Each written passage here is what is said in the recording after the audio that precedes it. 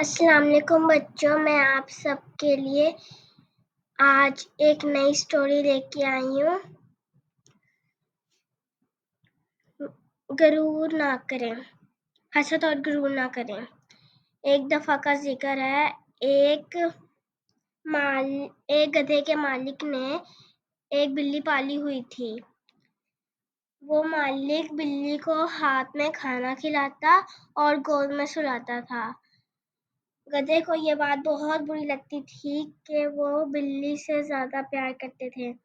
بلی کھانا کھاتی اور وہ سارا دن کام کرتا۔ روز وہ کنڈے سے بندھا ہوا وہ چارہ کھاتا اور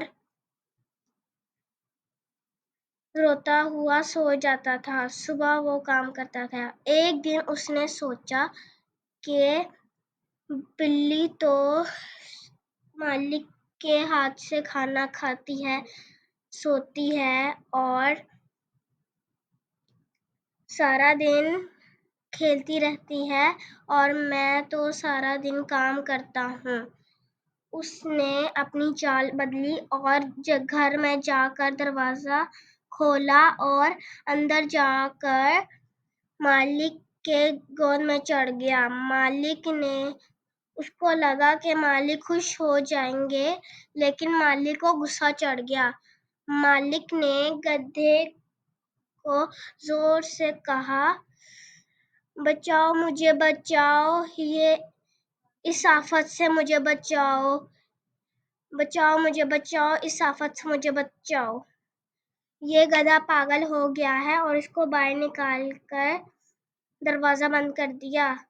گدھا باہر جا کر کنڈے سے پار جا کر رونا شروع ہو گیا اور کہتا، میں حسد کی وجہ سے میرے ساتھ یہ ہوا ہے۔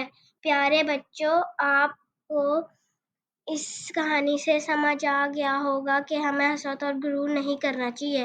آپ میری ویڈیو کو زیادہ سے زیادہ لائک اور سبسکرائب اور شیئر ضرور کیجیے گا۔ اللہ حافظ بچوں۔ السلام علیکم بچوں، میں آپ سب کے لیے آج ایک نئی اسٹوری لے کے آئی ہوں۔ غرور نہ کریں، حسد اور غرور نہ کریں۔ ایک دفعہ کا ذکر ہے، ایک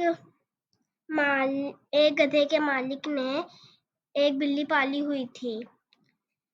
وہ مالک بلی کو ہاتھ میں کھانا کھلاتا اور گود میں سلاتا تھا۔ گدھے کو یہ بات بہت بری لگتی تھی کہ وہ بلی